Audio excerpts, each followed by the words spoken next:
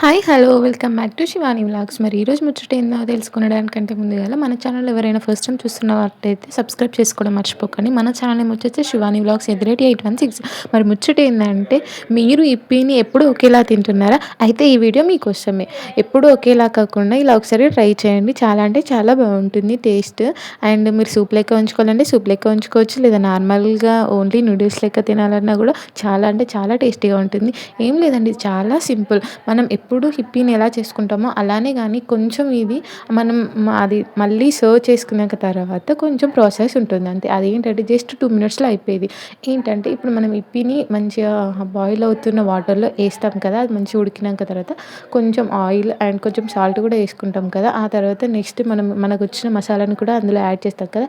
Add చేసి మనం పక్కకు దింపుకుంటాం. బట్ కాపోతే ఇక్కడ ఏంటంటే అలా దింపుకున్నాక తర్వాత కొంచెం ఎల్లుల్లి చిన్న చిన్నగా తరుముకోవాలి. పచ్చిమిర్చి, టమాటో, కొత్తిమీర, ఆనియన్స్ ఇలా ఇవి చిన్న చిన్నగా తరుముకొని కొంచెం ఆయిల్ పోసి అందులో కొంచెం మనం ఇష్టం ఉంటే జీలకర్ర ఏసుకోవచ్చు. లేకపోతే లేదు అంతే. నెక్స్ట్ ఇవన్నీ ఏసుకొని కొంచెం అవి గోలినాక తర్వాత అందులోకి కొంచెం చిల్లీ సాస్ వేసుకొని ఇట్లా మనం కొంచెం అటు ఇటు కలుపుకొని నెక్స్ట్ అంతే అందులో మళ్ళీ ఇంక కొంచెం పచ్చి కొత్తిమీర వేసుకోవాలి.